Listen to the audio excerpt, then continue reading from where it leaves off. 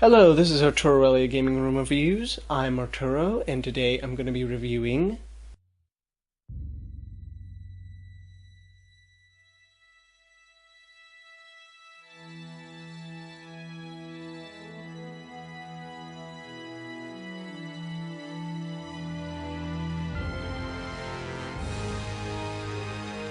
Yes, Tales of Vesperia. Now, I would like to mention one thing, folks. This game got me into this Tales series in the first place.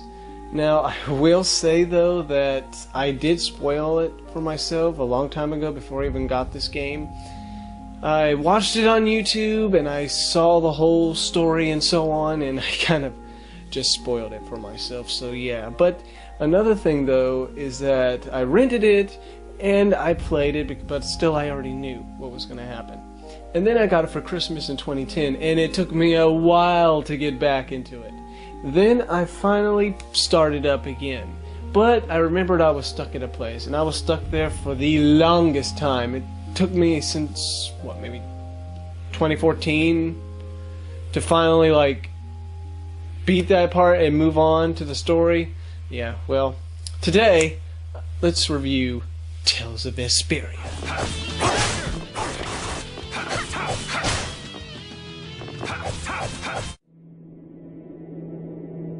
Our world, Terca Lumares. No one knows how far its lands and oceans stretch.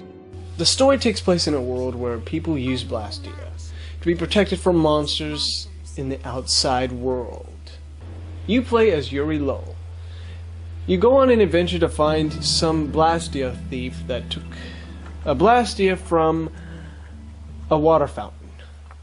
But as you progress through the story, it gets bigger and bigger and bigger, and I mean bigger. You'll find out more history of the ancients. You find out about the reasons of Blastia and air and what the Empire was doing or when they were built. And it gets a little complicated, but I mean, I played this at least twice, and I'm playing it a third time, but yeah, I mean, once you play it enough, you will be able to understand. Though it does get a little complex at certain points. As Yuri's on a quest to find the thief, he will meet a variety of characters. You got Estelle, or aka what Yuri calls her, Estelle, which I would prefer. Then you've got Yuri's dog. Repeat. Then you've got Carol, who wants to be a tough boy holding a sword, but he's really a chicken, and he's scared. And he obviously poops his pants. Though he can be brave at points. You'll then meet a mage named Rita. She is either stubborn or rude, but she does make for an interesting character. Yeah. You will also meet Judith, who dresses up really inappropriately. Yeah. Yeah. Though she is a bad A character, I can tell you that. She really likes to fight. Was I a little hard on you? And Raven, a mysterious man that you really don't know until you progress through the stories. I swear, I've noticed that every Tales series has a mysterious character. And last but not least, Yuri's friend, Flynn. A knight who is trustworthy and wants to protect his people at all cost. As for gameplay standards, the gameplay is your typical Tales game, but there are a few changes though. But if you haven't played a Tales game, I will tell you some stuff about it. You could buy items, sell items, you can add your attack, you could also check the characters, you could also read guidebooks, which I barely read, and you can also strategize before battle. There's a ton of stuff here. You get what I mean, right? If you played a lot of Tales games, you know what I'm talking about. And plus, you could also get costumes, and maybe if you find the right minerals, you can make yourself a costume, a new sword, a new weapon, I guess. I haven't tried it, so I don't really know. And the soundtrack? Well, it's always catchy. but Tales of Vesperia had some good music. Now, as for the graphics are great for an Xbox 360 game. I mean, you could look at the detail. It's beautiful. And I mean beautiful. Anyway, we were going to the harbor, right? Ah, to be young again, I tell you. You got something you want to say? Whoa, down, girl. Now, here is what I liked about the game. Obviously, the characters. Obviously. I don't know, this got me into the Tales series because of the characters when I first saw it. The story is great. A little complex, though, as I said, but maybe if you played it twice in a row, maybe you would understand some things a bit. It is a little complicated. I mean, I usually play a story even though it's complicated. But I still enjoy the story no matter what. The gameplay is fun. I mean, it's really fun. But my favorite parts of the game is fighting the bosses. I like that music that it plays. Yeah, and also the soundtrack. I mean, I have a couple of my favorite soundtracks in this game. I mean, really, it's so catchy that you just, when you fight a boss, you just can feel the rhythm. You can just feel it.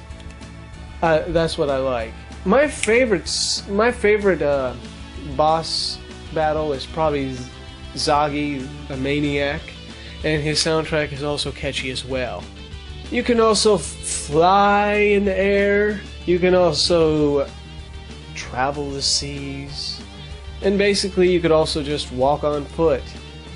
But who would want to do that when you can fly? And then you've got some of the evilest or villains. They can either be tough or just outright hard. Now this game, you have to level up as high as you can because the next boss you fight, he's either higher than your level and he will just beat the tar out of you. I mean, if you're not prepared, this is what's going to happen.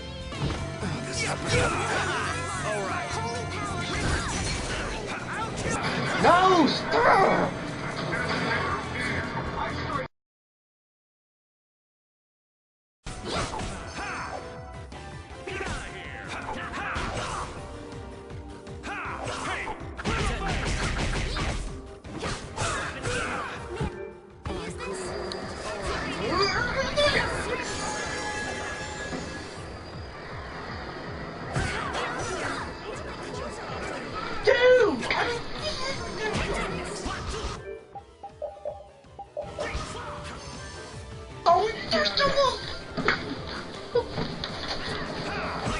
Look, it's like it's damn, dude! Oh my god! So yeah, you probably will get frustrated after a while, and you could also go and change settings if you want to. Maybe like easy, normal, or hard if you want to set in those settings. Now, if you're ever stuck, though, you could always set it on easy. I mean, it will be easier because I had to do that a few times. But, I mean, I would really prefer playing it on normal if I just was leveled up even further than the boss. But, you know, if you are so engaged in the story, then I understand that you won't be really fighting the monsters. You'll want to be focusing on the story, and that's what I did. I wanted to focus on the story. And there are some funny moments in this game that either crack you up or make you laugh out loud.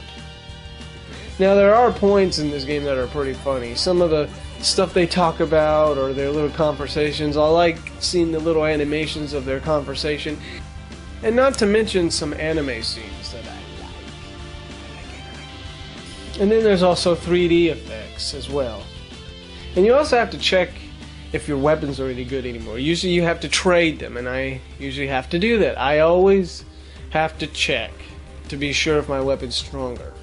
You can pull off some amazing attacks, just to be sure that they're pretty strong enough to defeat your enemies, or else you're in trouble. And not to mention, you can also play as the other characters too if you want. Now, there is one issue I had with this game, and that's when there was points where there was no talking at all, which was kind of disappointing. I would prefer to hear the conversation than read it. I mean, I learned some words from this game, but I would prefer to hear the voice actors talk. I mean, really, I would prefer to listen to that than read it, because sometimes reading can get a little tiring, and I would prefer just to listen to it. I mean, don't get me wrong, I mean, I don't mind reading, but I would prefer listening. And there are scenes where someone could have talked, but no, they just didn't do that. I don't understand, but that was maybe my only issue in the game.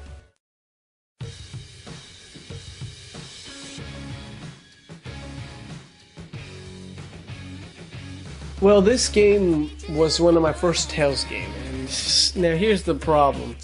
It's just that if I had played it without watching the videos on YouTube before I even got the game, then I would have experienced it in a way where I really enjoyed it and it impacted me so hard. Though, since I did that, I knew what to expect, which is kind of a bummer that I even did that. But oh well, I was never thinking I would get this game. This is one reason, though, to have an Xbox 360 is just for this game. Well, I mean, obviously there's other games out there that you would want to get for the Xbox 360, but Tales of Vesperia is one of the best RPGs on that console, I think.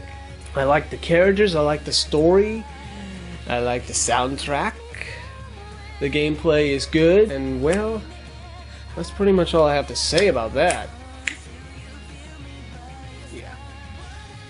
So overall, I would give this game an 8.5 out of 10. It is both great and awesome at the same time.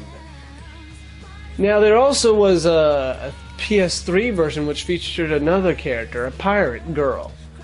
However, sadly, it was never released here, only in Japan, sadly. Plus, it was a movie that took place before the game, if you ever like to check that out. But yeah, this series was great. I can say no less. Well, this is Arturelia Gaming Room Reviews, signing off.